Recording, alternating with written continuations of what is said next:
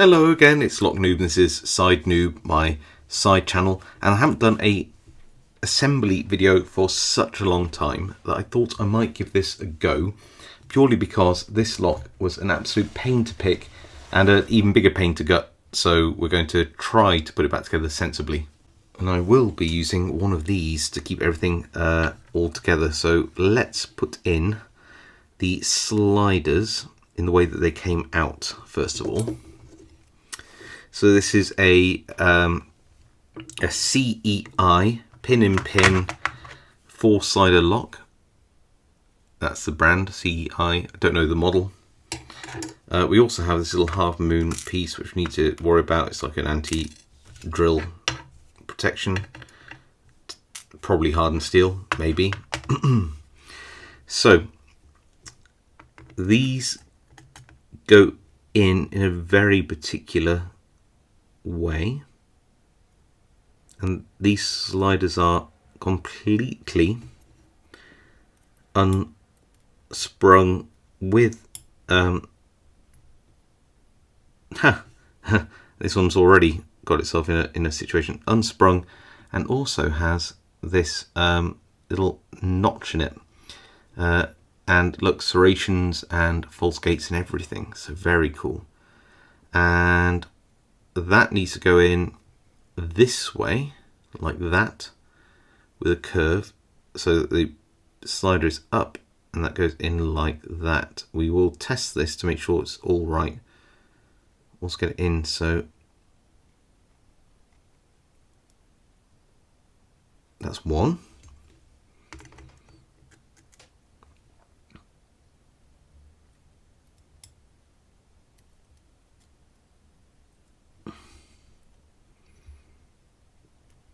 Two.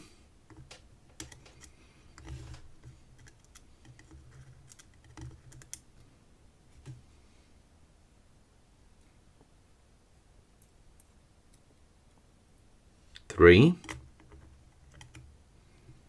And well, this will be the first one, but this is the fourth one we're putting in.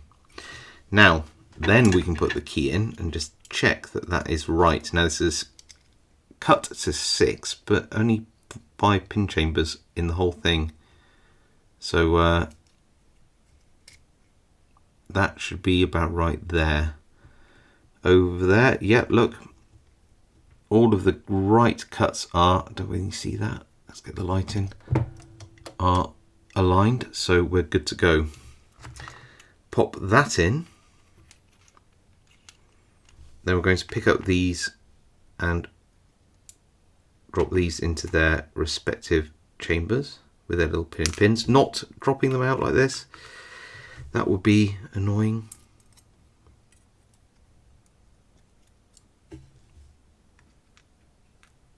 Grab that little inner pin, which is now making very best friends with the spring. This is such an intensely annoying lock, henceforth why I'm doing this reassembly video.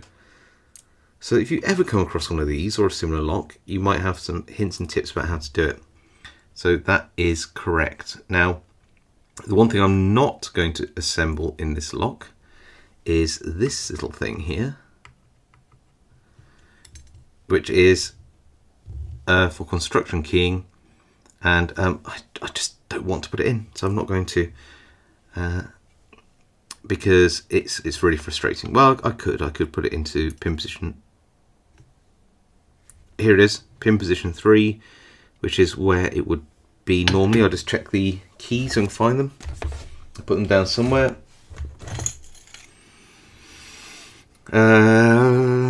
So yeah, let's check this out. So it'd actually be, oh, pin position 2 is the one which is different. So that is, so it's the third one in.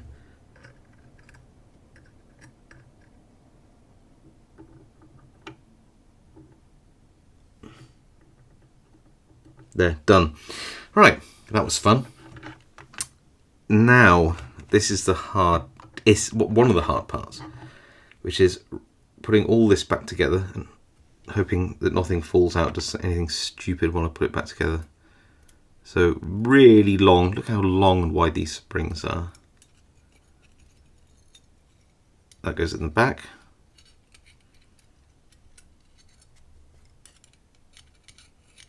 And it sticks up, which is really frustrating. I hate springs that stick above the shear line.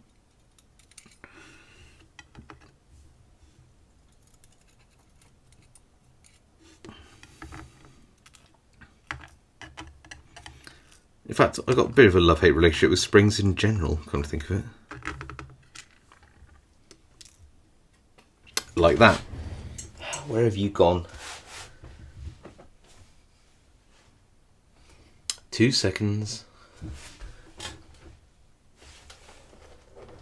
Got it.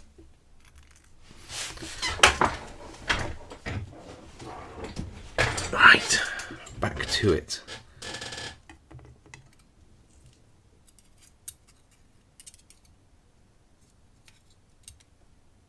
It's done it again.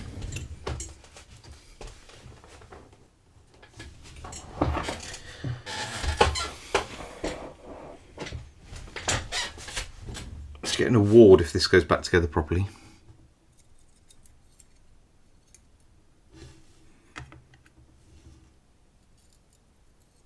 There we go. Right. Now, this is even more awful, is trying to get these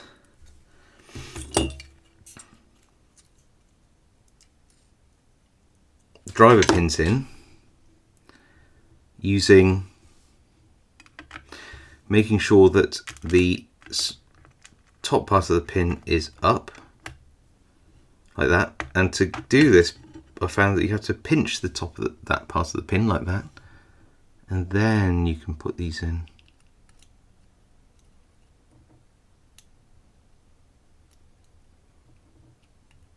Like that. And then try to, with the tips of your fingers,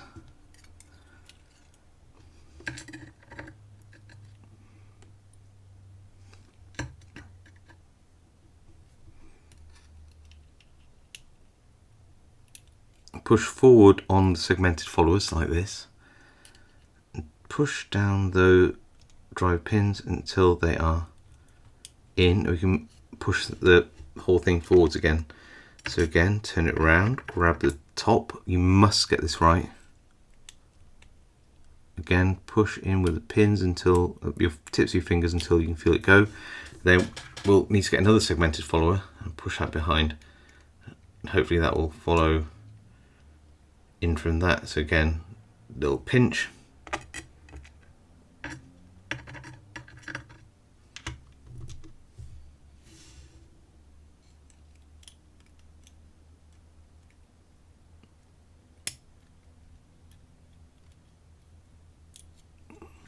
And that's not going in because I need to just push that first one a little bit more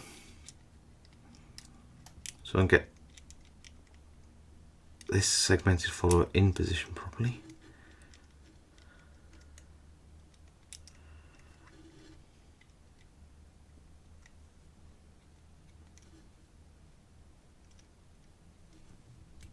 Okay, let's try that. Make sure I've got exactly the right part of the pin again. And we've got it. Look at that. Push down, slide forwards with the tips of fingers, keeping it consistent. Push it forwards again. Ooh, grab the top of that pin, making sure we get the right part of that, not the bit that goes onto the springs.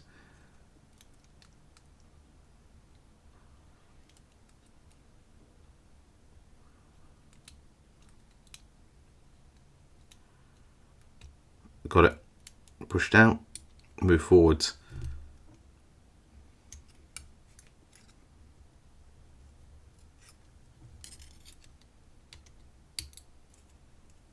Now we need to use a tip of our finger, not putting all 3 segmented followers in. Then I'm going to push in, push down, and just get that just on top. Then, for fun, we're going to take this shim and try to wriggle it under all of these pins. You might be thinking why, which is a very good question, but it's so that we can actually, because these spaces are not, these shims are not wide enough, and we'll need to pull that shim out again once we get this part in, which is why it's been cut in half. Now I've got that half moon and the sidebar. So the sidebar needs to go in now, which means you need to put these tiny little springs, which are going to bounce everywhere and drop and be a real pain. These need to go in. Try not to crush them. Come here.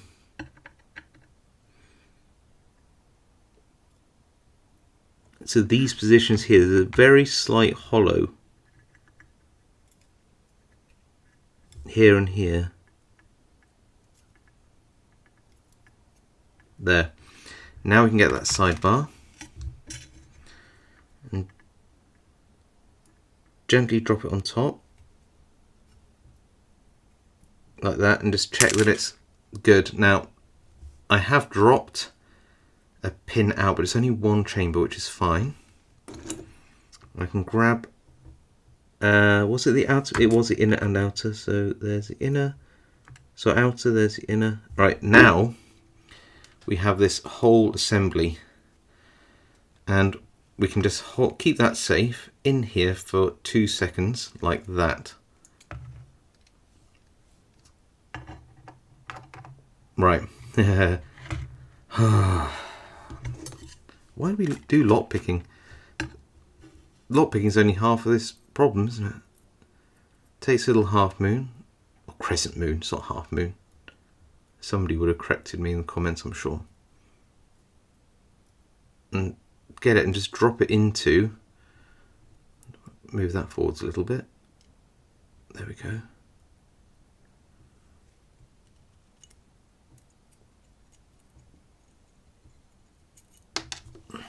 Maybe just use my fat fingers. Come here. Oh no, it's gone right underneath my work surface. I'll have to hook it out. There we go, got it. Ooh, got it in. Right. Now for the hard part. Keeping the sidebar here, we will just gently push that on top of the shim like this. Oh, whoa, whoa, whoa, don't like that at all. Now we'll just need to move that shim forwards a tiny bit. I'll keep my finger on it.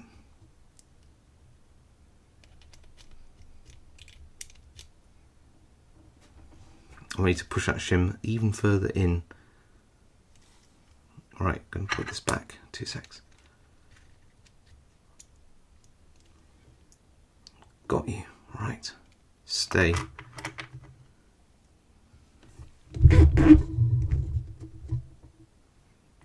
And notice that little construction ball bearing thing's gone. Right, so what I need to do is just gently pull this shim forwards again. What we'll try to do is just get that to allow us to get the back end of the lock into position. That should be okay, right.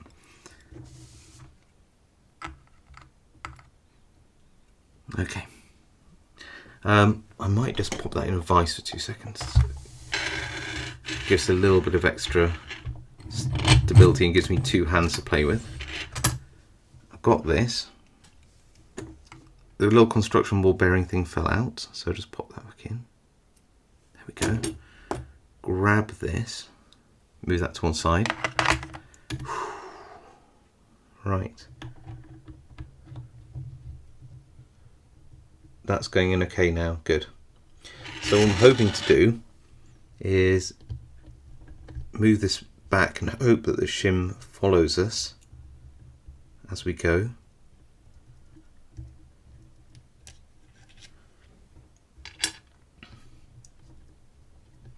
because we have to remove the shim after all this comes out. Yes, right, I can see the back of the shim. Now this is tricky. That should hold. Turn it around and gently pull the shim out as we slide this in, because we really don't want this to stay in there because it won't work. We got it. It will bend, it will look rubbish, you'll have to throw it away afterwards. But now we've got to this point where we can start to put the cam assembly in and everything. So, first bit is these spacery blank things. And these are a pain to put in as well. And it's better to keep it stable.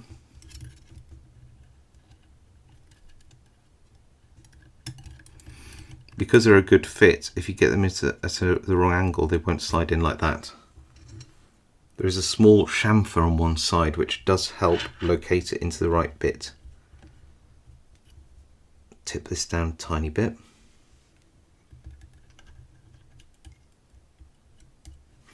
That's the angle you don't want. I don't really see in there, it's just a slight angle. So we're going to go in there with a little half diamond, push it out, and then stick it sort of back in again. Whoa! And it's going to do that. Right, let's try again. Got it.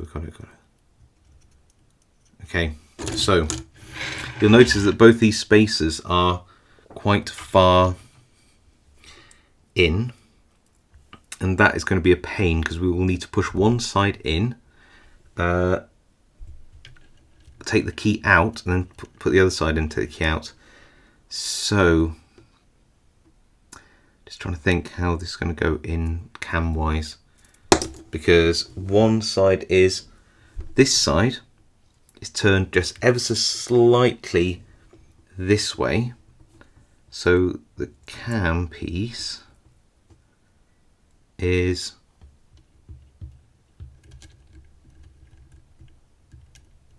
there, and that side is the other side, so and that's there. So can I turn that round without it completely messing everything up? I can. So what I can do is this side, I can push in, and then I can turn it round to there, so then that's that way. Okay, that's good. Then I can push that back so it's sort of flush. Then I can put the cam piece in. So that's that way, so that's that way. So I put that in. Oh, I'm dropping the cam piece. You might think, why can't I just do it? It's because I need to really think about the position of that cam. Yeah, it's this way, it's this way. I'm sure it is. If not, we're just going to live with it. Okay, like that. Then what we'll do is we'll push this side in, so it engages with the cam, turn back and take that key out. Right, that's one side done. This side, again, we just need to align that cam piece to the actual notches in the side.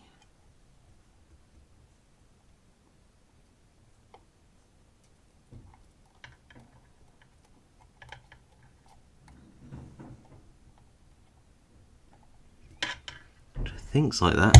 We'll see. Yes, we got it.